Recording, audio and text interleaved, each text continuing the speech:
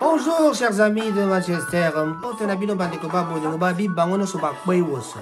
Mondele asalaka ebioko kasi asengaka bulimbisi na lombango ata asali yango na nko kasi moto moindo ntango mosusu osali ebioko abosani na ye mpe asengi mpe excuse te mpe eleki nango ndenge wana bandeko babolingo nayebisi bino kaka ndenge boyoki keba soki osali ebioko welela kosenga excuse mpo ezalaka signe ya respect. Ebioko ezali lingala ok na anglais ntango osalaka kio ezalaka signe ya mabe esika bato bazali sengaka bulimbisi pamba te ezali vraiment na botosi te. Bandeko babolingo mbote na bino banso bana Manchester en tout cas naika justement pour kosenga bino service moko. Je voudrais vous demander un service pour s'abonner mingi kati na Rango TV. To lingi to améliorer masolo kasi ezozanga kaka pa abonnement na bino moi to améliorer masolo yate parce que bozali ko s'abonner penzate. Donc, sur total nombre ba Congolais bana Manchester, comment ça se fait que ngai nazana ba abonné mingite? Je vous demande de le faire cette fois-ci. Abonnez-vous sur Rango TV et ça me ferait vraiment plaisir. Ceux qui bolingi makambo kola to banda ko sala ba émission ya kitoko toko pesabino ba nouvelle ya Manchester, ba nouvelle ya Mboka, ba nouvelle ya Angleterre, ba nouvelle ya Mokili Mobimba.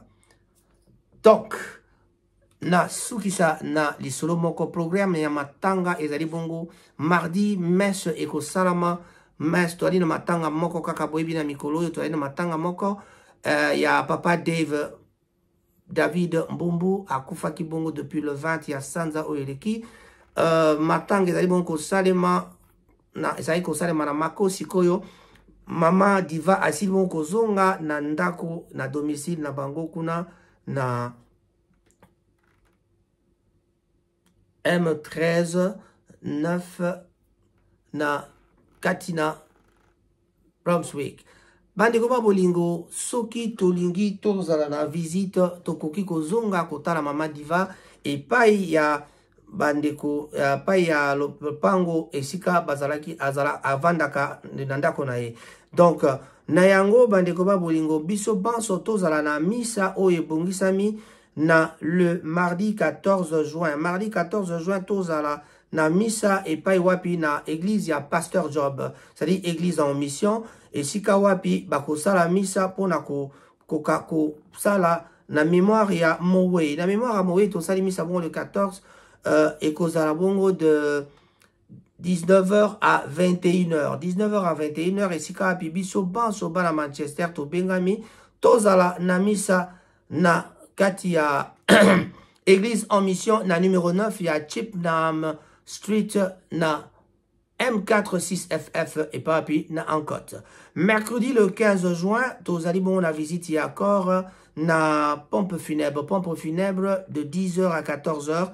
Oh et sali et zali bongo et zoami bongo na Ashton Old Road na open show ceux qui ont les Lidl moi pembe ni wala mosika tena ndeko Pasteur Robert Mbumbu Azalaki Avandaka plutôt.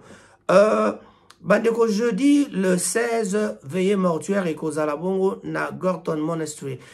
Monastère ya Gorton les ali bongo banda 18h 23h to kokende kuna kovanda pour kosala veillée mortuaire. Dans numéro 89 il y a Gorton Lane na Manchester na M12 5WF. Vendredi 17 juin il y a 2022 bien sûr procession funéraire et kozala na ndako ya Mowei na 11h. Donc toko kendawana ko assister famille na 11h vendredi le 17 na banda 11h. Na balabala numéro 9 il y a balabala Westman Drive na Brunswick M13 9ES. M13 9ES et sika pipe bato bakoki kokene kotala mama diva.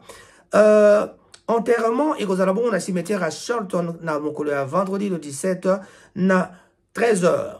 Bandeko babolingo tozala wana kasi tenue vestimentaire pour na mardi na katina église na misa na ngonga misa biso banso tola tabongo la langi ya moindo.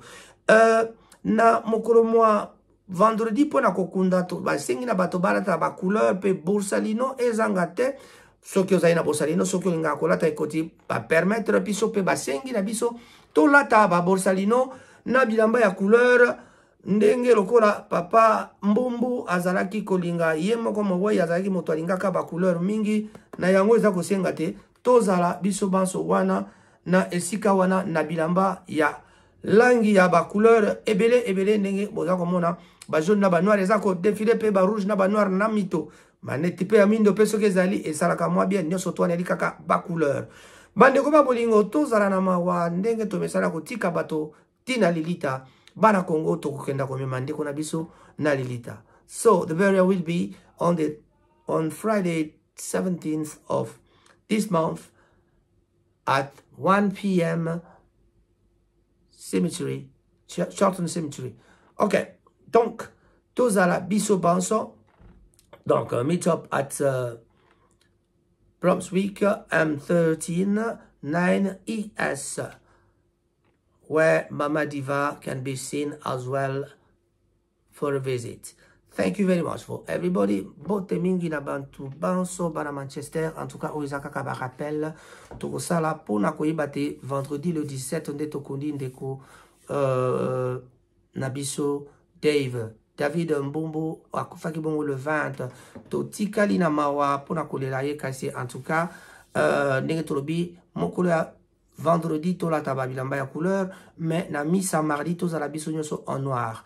La communauté congolaise sera de la partie na messe et que bakopé sa biso pe liloba toko sale na bino moi liloba muke pona ko encourager famille to pe pona ko encourager baninga nyonso ya Manchester. Et loko tozali ko senga na bino pour l'instant collecte na biso ezali ko continuer kino mokolo ya vendredi.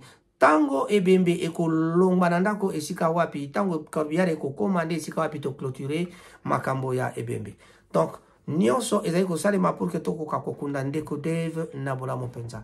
Papa Robert Mbumbu, Mama Diva, Madame oyo ya Papa Dave Mbumbu, tokotanga pe lobala Trabendo, ndeko na biso bazali koyebisa na bino te mawa bazali ko sepela pe bazali ko féliciter bana Manchester na assistance na bino mettre au communal na soukate.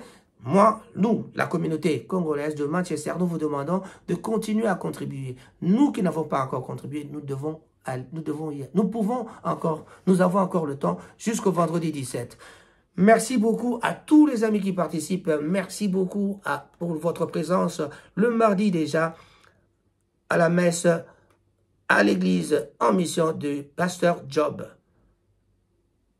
M4 6FF. Au revoir.